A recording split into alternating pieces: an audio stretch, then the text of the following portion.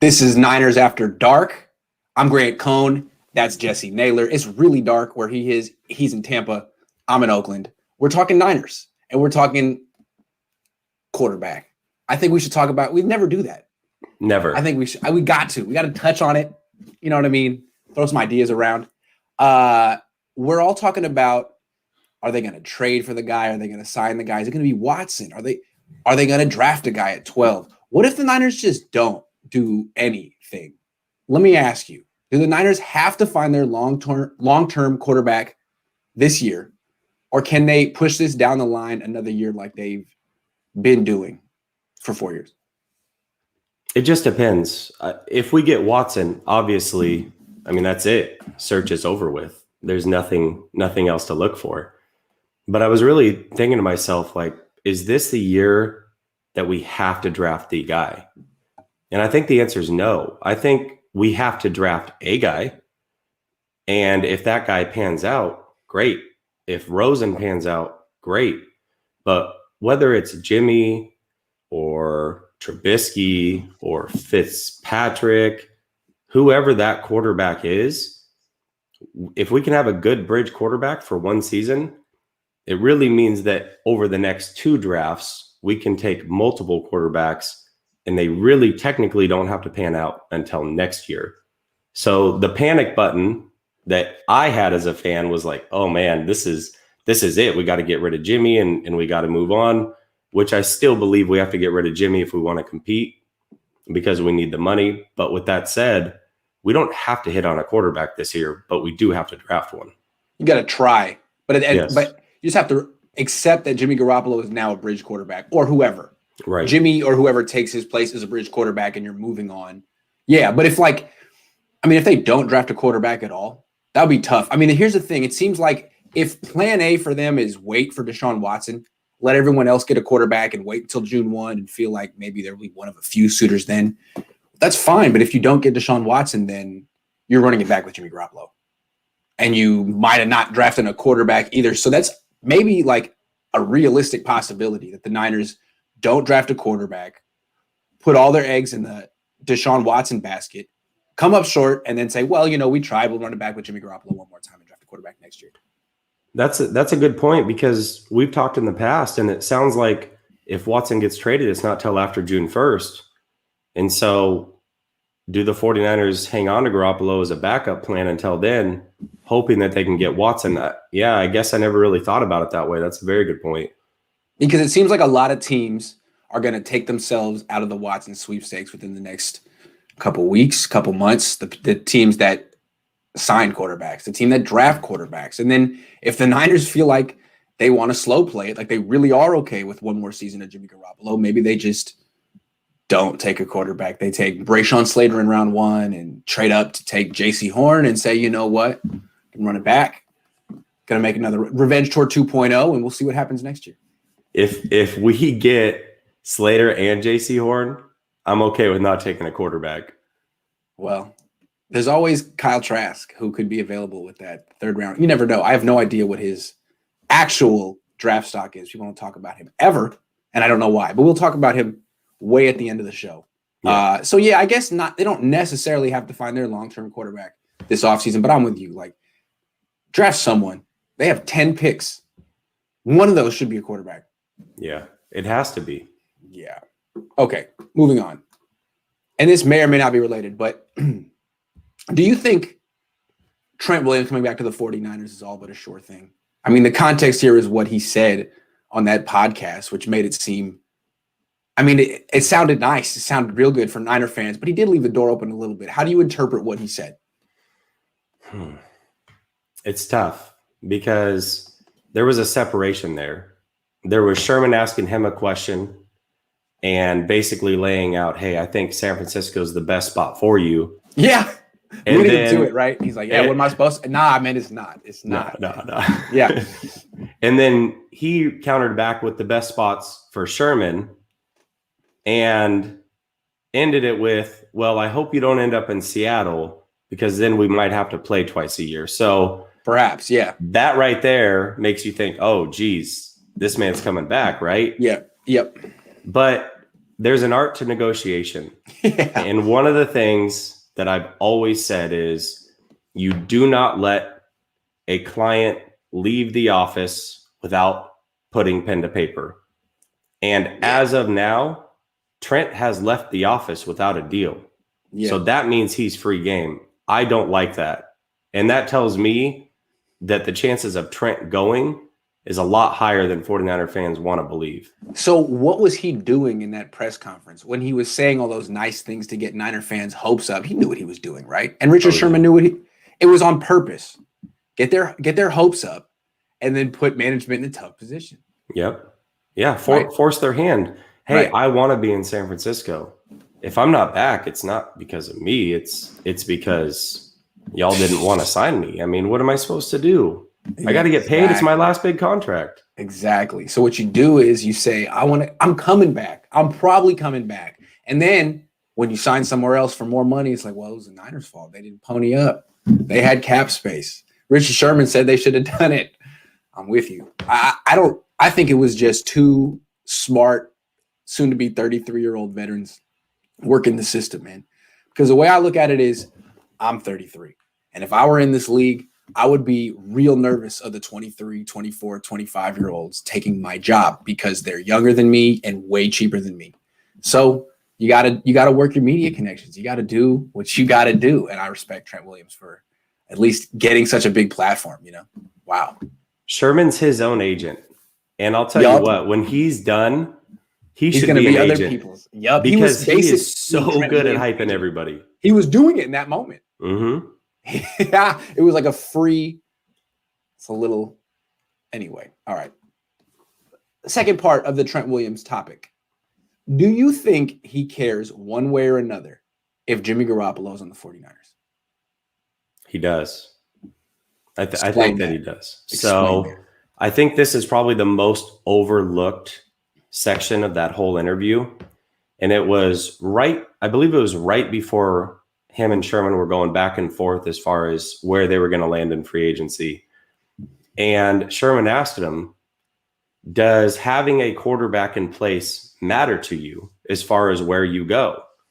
This is the first time in your career that you technically can pick your own quarterback. And he said, well, yeah, I mean, it matters. Those teams that have a quarterback in place that are ready to start week 1, those are the teams that are ready to contend. Mm-hmm. And if you have a quarterback in place, then you're not rebuilding. So that told me it absolutely matters. And it almost makes me wonder if this is why the 49ers are slow playing the Garoppolo situation, because they want to make sure that they have a quarterback in place that's ready to start week 1. Then Trent can sign. And once Trent signs, now they can make their move. Because that's not underhanded at all. But I like that. That makes total sense. Because it's like you want to get rid of Jimmy Garoppolo now, create the cap space. But you create the cap space, you also create a void at quarterback. And it's going to be hard to sign free agents onto a team with no quarterback. I mean, they're not going to look at you as a contender. So you create cap space you almost can't use, or you're using on like second and third tier free agents. That makes sense. I mean, all is fair in love and war. If Trent isn't going to re-sign with you based off of merits and you kind of reviving his career and you taking care of him, well, fair is fair. I mean, we can pull out the rug too. Yeah, absolutely. All right. Michael Jolly says, let Trent walk, sign Riley Reif, who only allowed 1 sack last season, and a quality guard or center. What do you think of that? I think it's a great plan. I like Riley Reif, but he did come from a Minnesota Vikings line that wasn't necessarily the best. So I don't know. There's guys that are out there. I'm also in the belief that letting Trent walk would not be the worst thing, because there's so much money that you can spend in other places. I'm with you there. But it seems like Trent Williams is in the inner clique. If Kyle Shanahan plays favorites and has a clique, he's in that. He's like the president of it. And I do believe that the 49ers have made probably a very good offer. But Trent Williams hasn't accepted it yet. So he's waiting around for someone to beat it. And I think someone will. Don't you think someone will? Yeah, somebody will definitely beat it. The question that I have with Trent is, how much does he hold true to that comment of being on a team that's ready to compete. Because if the Jets go out and they offer you more, or the Jaguars come out and offer you more, is that really the team that you want to go to? That's the question that I have. So I want to see how much he really wants to compete versus how much he really wants to get paid. And the other thing that was interesting, I have my suspicions. I do too. I do too. Yeah. The other thing that was interesting to me is he says he wants to play until possibly he's 40. He thinks he can do it. He's watching Whitworth over in Los Angeles, and he's saying, I can do that. That's a smart thing for a 33-year-old tackle who missed a season to say. God, if I were his agent, I wish I would have thought of that. It's like, this is brilliant. Say that. Just say it. Yep. Maybe. It would be great. Yeah. But I feel like Joe Staley felt that way at one point, and then you get injured at 36, and you're like, uh-oh. Yeah. Is this going to affect me the rest of my life? Let me make some serious choices. Right. Yeah, but great. Hey, if they can get Trent Williams and he gives him some sort of like a little bit of a break, wonderful. I'm cynical. I think he's saying the right thing, trying to get Niner fans' hopes up, trying to put a little pressure on the organization, and ultimately he'll go into like Indy or Vegas or the Jets. Yeah. I don't know. Yeah. I don't think his ego will allow him to play right tackle on the Jets because Mekhi Becton ain't moving. But he could go somewhere like the Chiefs if they have the cap space for it.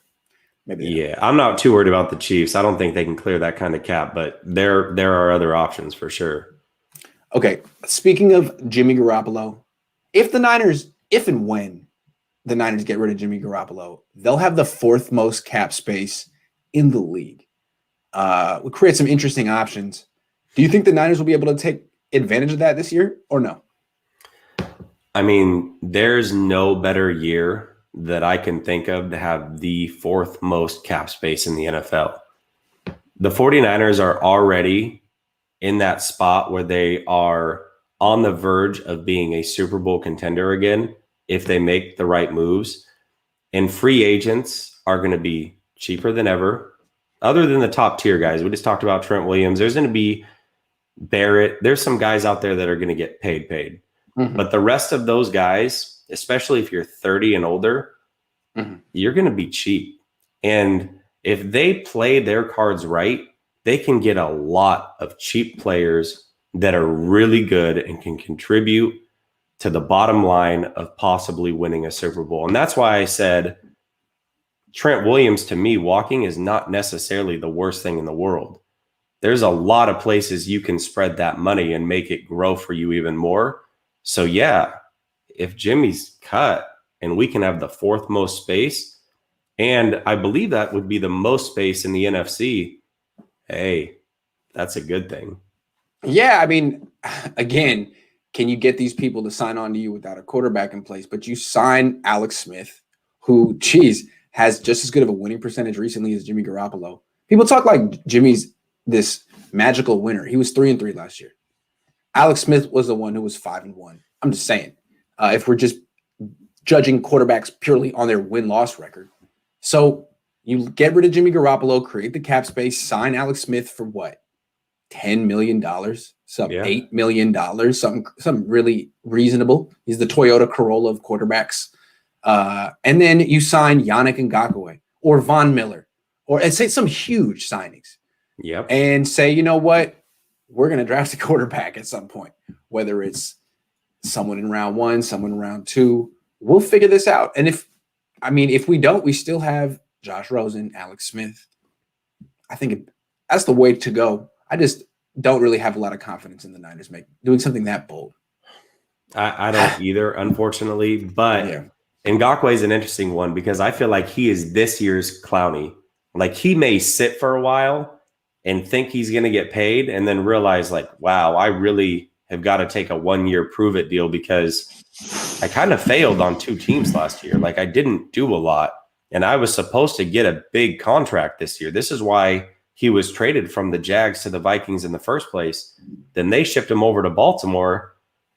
He's in for a rude awakening. So that's one of those guys, especially as a speed rusher across from Bosa. Ooh, I would love to have him on a 1-year prove it deal. Real quick though. I mean, he still had 8 sacks last year. I don't think he ever had a season where he had less than 8 sacks. Freaking Eric Armstead got almost $100 million for one good year. Yeah. Yannick Ngakoue couldn't get $85 million on a 5-year deal. Really? Is it really? I think he's worth it, but maybe I haven't been following him much the last few years. I know he's good. In this climate, I don't I don't see it. Especially because he's not a homegrown guy for whoever's bringing him in. Yeah, that's true. Okay, maybe related, maybe not. Apparently, reportedly, the Patriots are taking calls on N'Keal Harry, first-round draft pick just last season, 2019. A few picks before Deebo Samuel. And I saw a report. There's a rumor that the Cardinals and the 49ers both made calls already about his availability. From what I heard at the time, the Niners were extremely interested in N'Keal Harry. Tried to get him to come in for a workout. He declined, saying, I have a guarantee, a round 1 guarantee. And they were like, well, we would take you high in round 2. Ended up taking Deebo Samuel, ended up working out. But if they liked him 2 years ago, they probably still like him now. That's the backdrop. I have no idea what they would have to offer to give him. What do you think of this? I think they're definitely interested. There's no way that they're not. He's not going to be a lot to, we're not going to have to give up a lot to get him. He's a big body guy. Shanahan likes big body guys. I mean, we heard about AJ Green for 2 years. N'Keal Harry was a guy that they liked, as you said, during that draft when they ended up getting Deebo. There's no reason not to like him. As a third option and a big body for the red zone, you got to take a chance. And especially if a team in your division is going after him, it's kind of one of those win-win situations. So it's worth a look for sure. Yeah, you want to keep away from the Cardinals, no doubt. Seems that I'm a conspiracy theorist a lot of the time. And when I saw this, I was thinking, what are they offering for N'Keal Harry? And I was thinking, that better not be the best they can get for Jimmy Garoppolo. That's not what they're going to settle for, right? Because they're going to be like, oh, well, he was a first-round pick. That's not going to happen, right?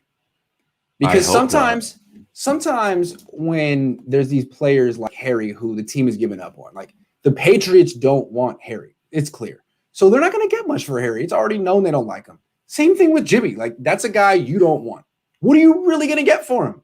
And that's what I was thinking about with Sam Darnold. It's like, why don't you just trade Mike McGlinchey for him? You're swapping guys that aren't wanted. It reminds me of like the AJ Jenkins, Jonathan Baldwin swap. Yeah. Like 2 busts. Let me give each one like a new start somewhere else. That's not what the Niners are going to – that's not what they're going to settle for, is it? I hope not.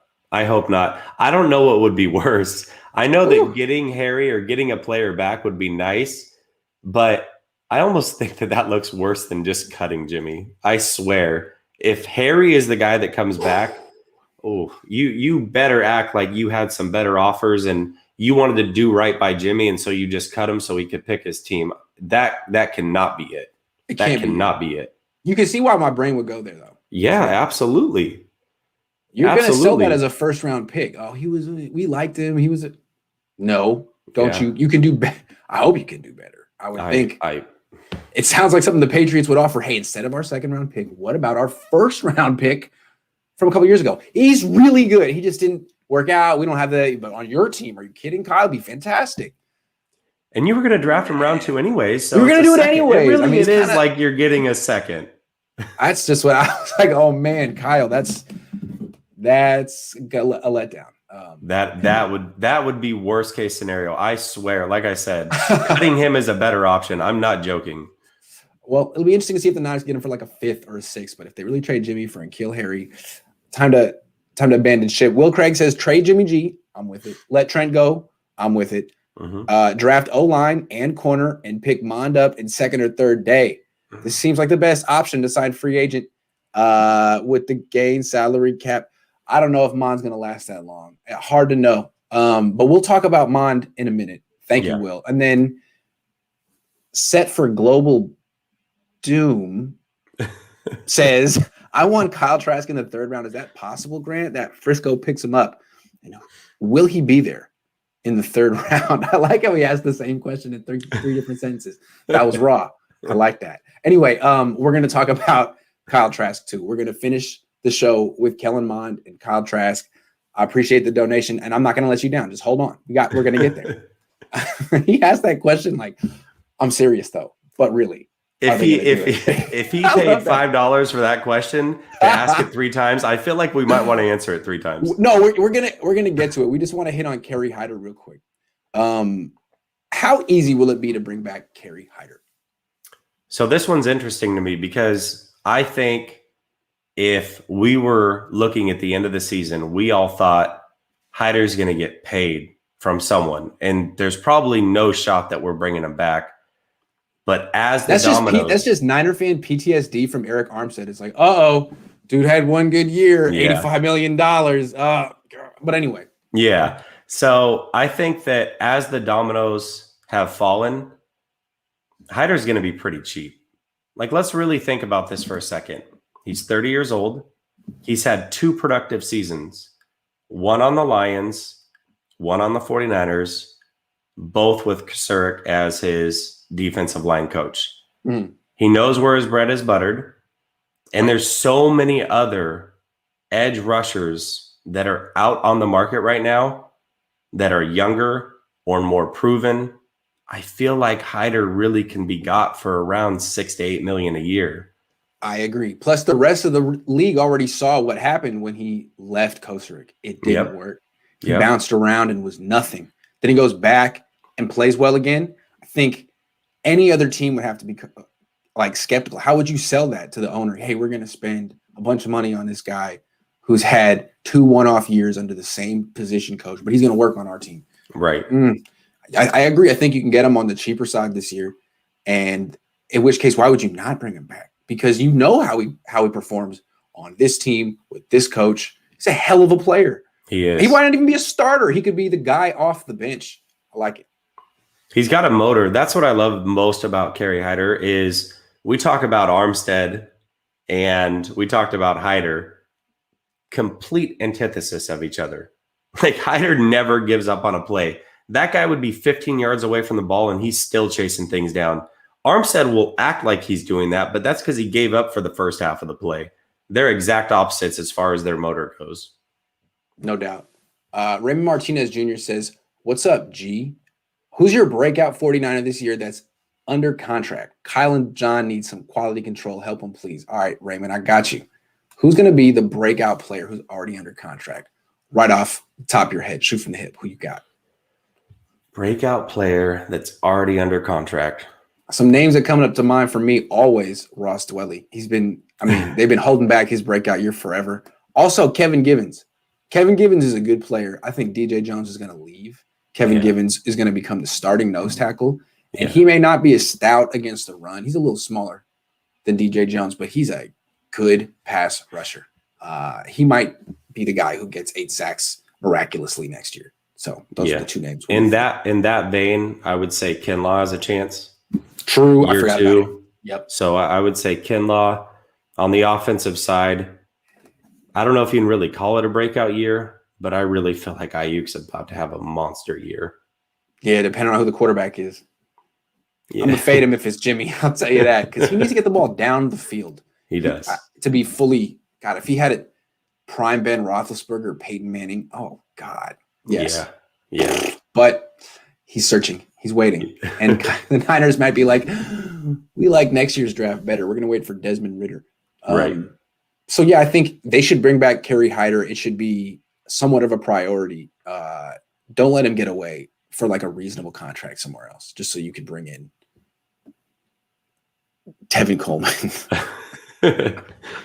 Okay, let's talk quarterbacks. Starting with Kellen Mond. His stock is going it's soaring and it's hilarious. But I think it's warranted. I mean, when you dig into guys like I've been comparing him to Jay Cutler recently, because that's a guy that the Shanahans already took with the 11th pick. This guy's so similar to Jay Cutler physically, and his resume is better. So anyway, Chris Sims points it out. He makes a good point. It seems like this guy really does fit the profile of a top 15 pick, potentially. Yeah. Do you think Kyle Shanahan likes Kellen Mond as much as Chris Sims does? Because Chris Sims is like, he fits Kyle's offense. Don't be shocked. It's like, wow, Do you think Kyle would agree with that? Well, he's coming with conviction.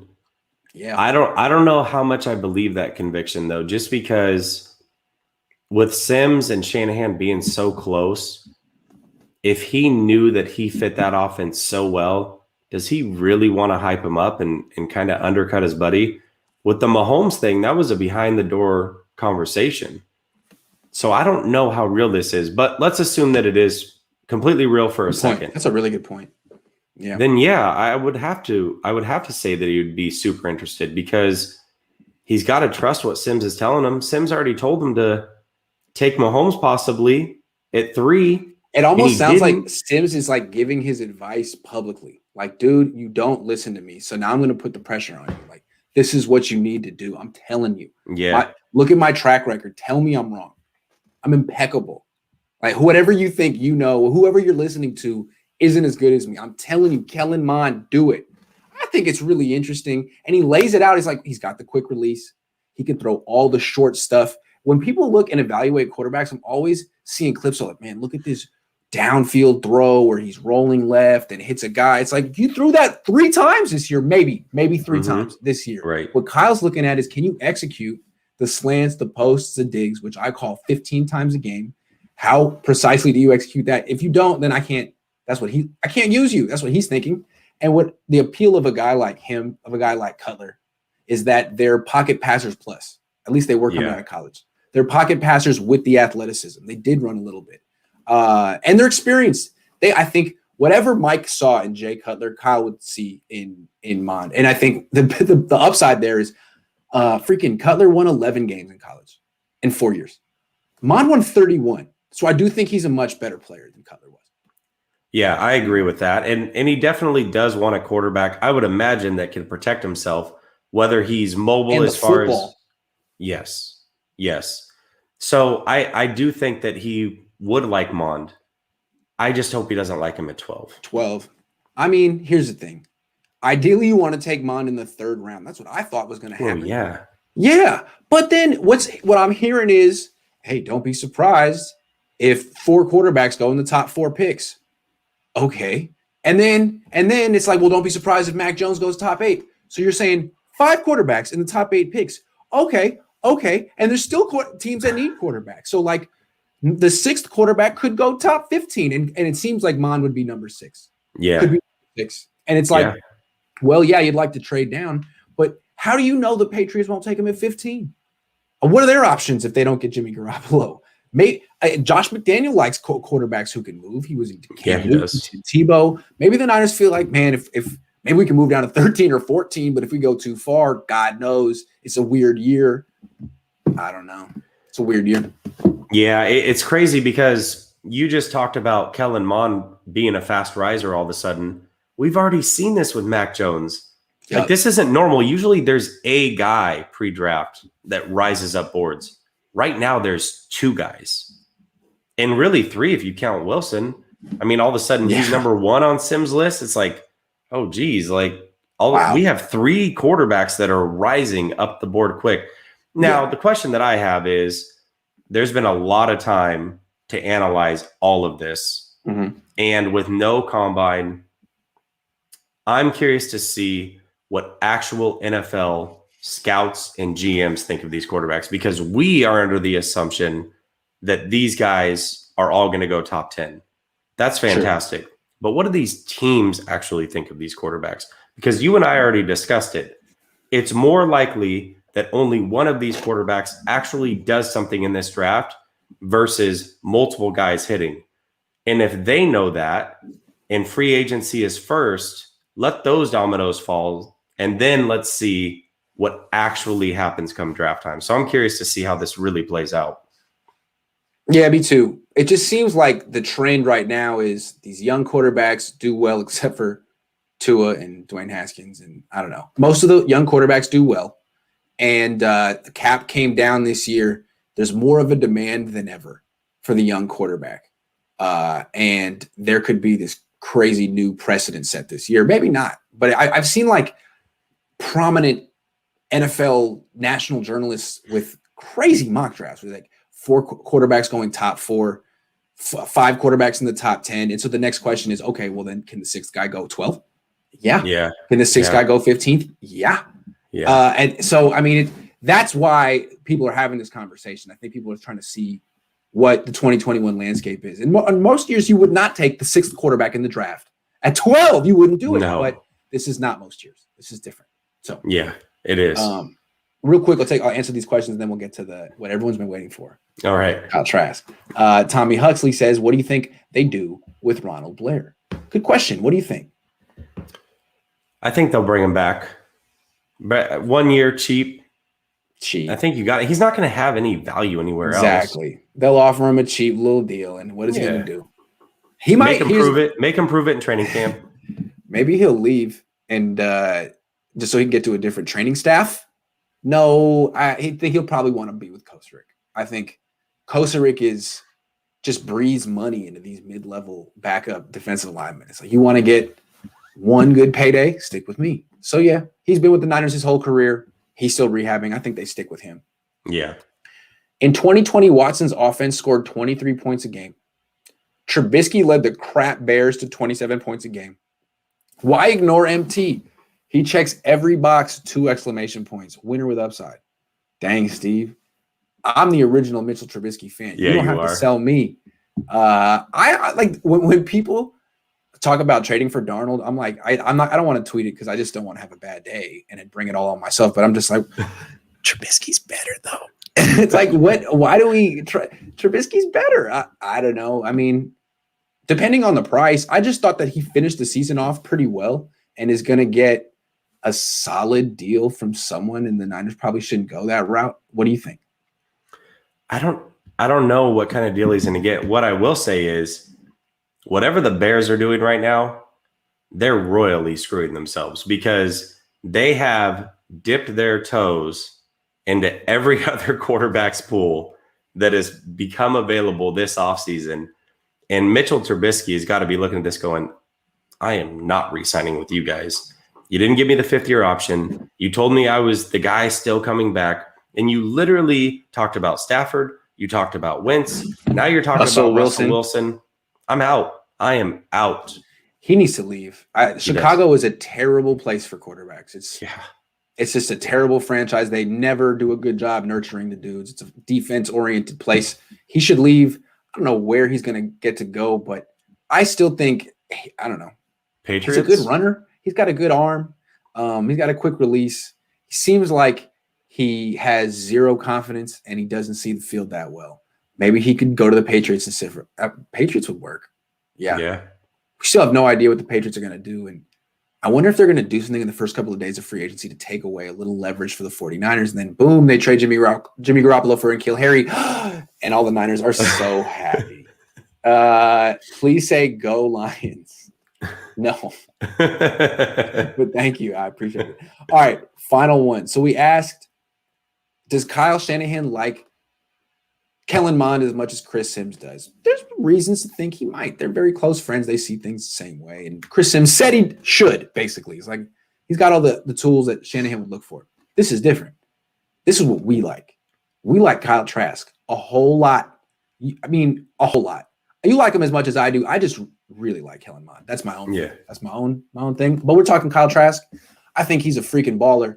And what makes me laugh is guys like Mel Kiper are ranking Davis Mills ahead of Kyle Trask. Like, based on freaking what? What? Really? His 13 starts, come on, man. Like, that's a little too much. I watched Davis Mills. He's pretty cool. I'd like him in round 4. Yeah. But can we talk about Kyle Trask's credentials real quick? I mean, he played much better against Alabama this year than Justin Fields did. And he played much better against LSU last year than Trevor Lawrence did. And no one talks about Kyle Trask. So do you think this is Kyle Shanahan's a free thinker? Do you think this is his guy? He's like, all right, sleep on him. I don't care. I'll take him when I need to take him. Well, let me show some Kyle Trask love first before I answer the question, because I am a big Kyle Trask guy, and I think people are sleeping on him. So 2019 versus LSU and 2020 versus Bama, Trask put up 62% completion, 739 total yards, 7 total touchdowns, and 2 total turnovers. Lawrence and Fields combined for 50% completion, 544 yards, total yards, that's rushing included, 2 total touchdowns, and 0 turnovers. They looked anemic against those teams. Why, if Kyle Trask is not ready to play in the NFL, or if his arm's not strong enough for the NFL, why does he seem to shine against the best teams with the most NFL talent? Somebody answer that question for me. I do think that he likes Kyle Trask. I really do think he likes Kyle Trask. I think that he fits what he's looking for perfectly. And let's look at the quarterbacks that the 49ers have or who he likes. We talk about a weak arm. I mean, Mullins does not have a very strong arm. Seems to like him okay. Tony said, Sim said on PFF podcast today, Trask isn't even his 7th favorite quarterback. Yep. Sim said Mills should go in the 4th or 5th. Trask, UDFA. Well, Trask. Wow. Trask, by the way, is the only quarterback. If you hear Sims talk about any other quarterback, Trask is the only one that he trashed on. Everybody That's else, amazing. he had good things to say, but he said bad things about Trask. What did he Trask. say? That tells me he basically said that he's slow and goofy, essentially, is what he said. And that what and is Mac Jones? What is Mac Jones? That was my question. Somebody actually asked him, between Mac Jones and Trask, what is the difference? Why are you so big on Mac Jones and not Trask? He literally said, yeah, go ahead. You know, that's my question too. Yeah. Chris. Yeah. He literally said, because Mac Jones is more athletic. Huh?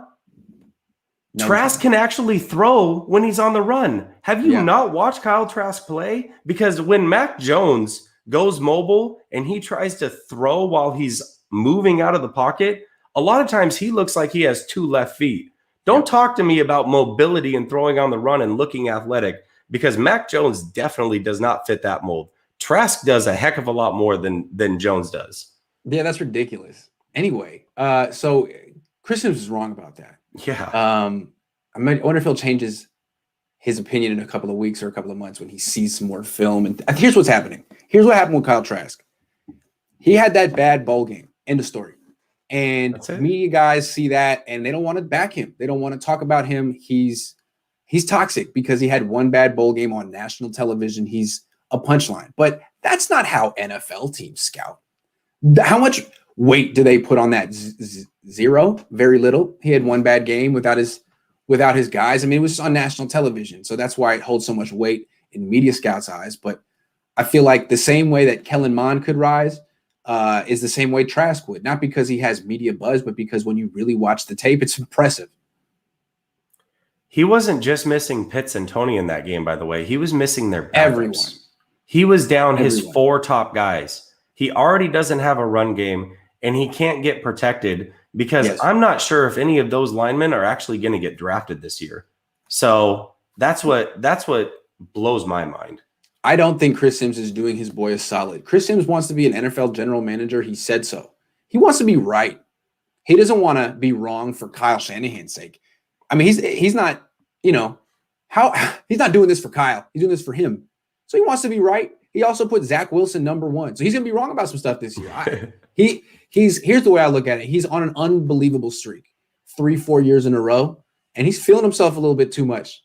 And he made some very big statements about Zach Wilson without probably watching 2018 or 2019. And he made some big statements about Kyle Trask without really watching much of his tape this year, I'm guessing. Although he probably said he watched every single throw. We'll see. Kyle Trask in those 2 games against the last 2 national champions put up almost as many passing touchdowns as Wilson did in all of 2019. But that's your number 1 guy, and Trask can't even sniff your top 7. I don't buy it.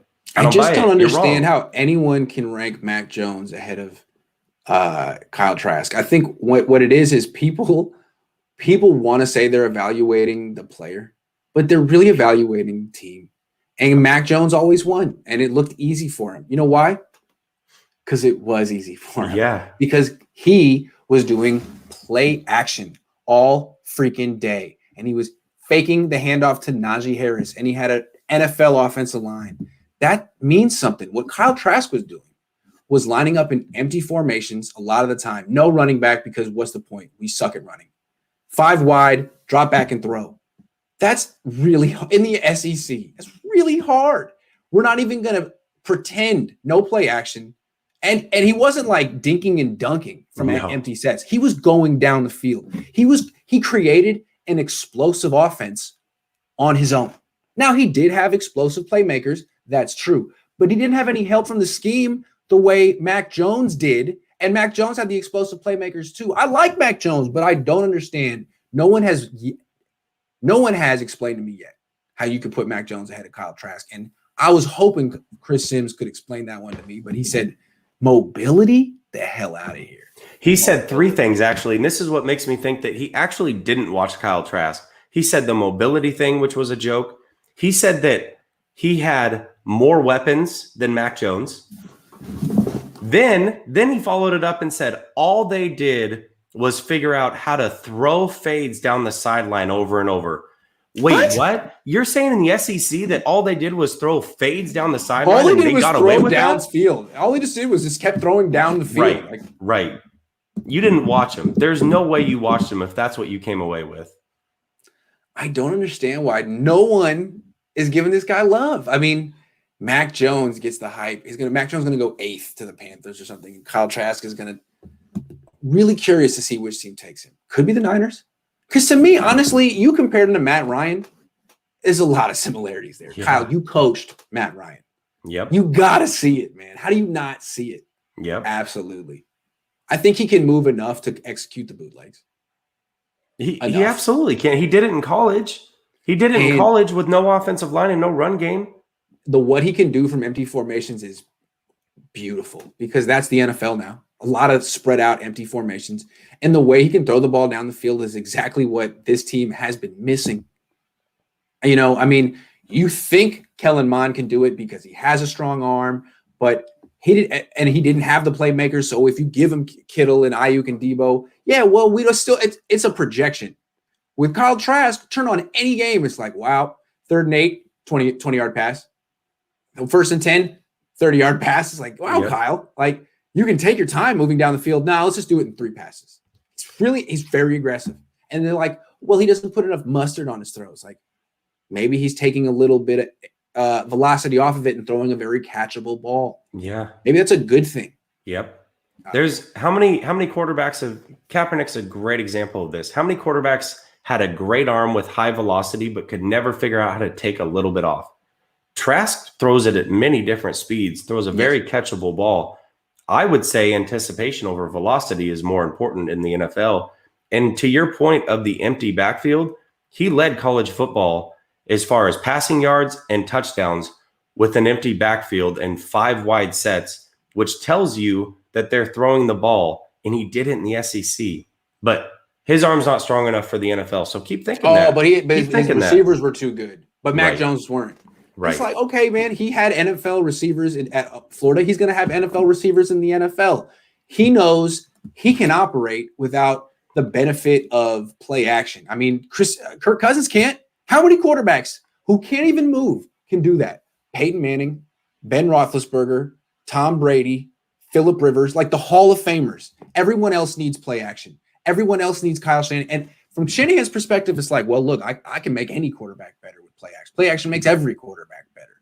But you can't call play action on 3rd and 8. You can't do it all the time. Sometimes I'm going to need a guy who can just drop back and beat a defense when they know he's throwing in. No one did that more than Kyle Trask. No one. Other than like Joe Burrow the year before. Vish made a point on your show Monday where he said that Tony is the guy that he has a crush on, but he also doesn't like Trask. And my question to that is, where the hell was Tony last year? Because all I heard about was Van Jefferson. So is Kyle Trask making these receivers, or are they making him? Because Kyle Pitts is legit. These receivers, Jefferson and then Tony, you got to wonder. You got to wonder. I mean, Van Jefferson went in the 2nd round. Yep. He went in the 2nd round to the Rams and did nothing. He got there and looked kind of slow, kind of ordinary. Like, all of a sudden it's like, oh yeah, I guess maybe that was Kyle Trask. Kadarius Toney, he's good.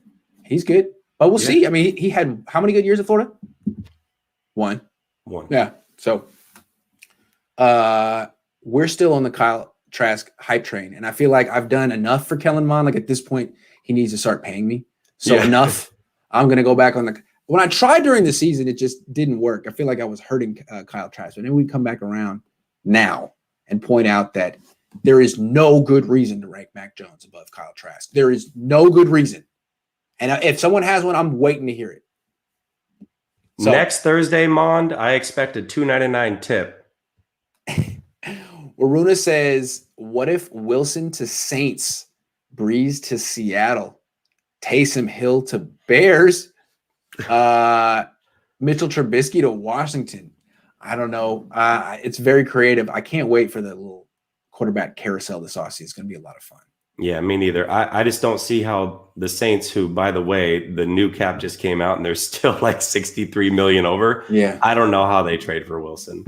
No, they're one of the teams that needs a rookie quarterback. They're one of the teams that could draft Kyle Trask while no one's talking. Mond. No one's talking about it. Or Mond, I wasn't absolutely. thinking about them with Mond until you said it last week. That was a brilliant spot.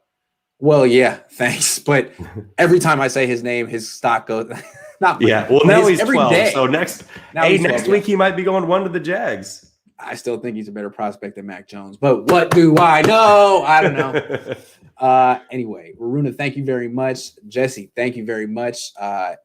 Really a pleasure. Love this show. But now I'll let you get back to life in Tampa, and I'll go say hello to my wife. I appreciate it. Have a good night, man. Yeah, you too, man. Thanks everyone for watching.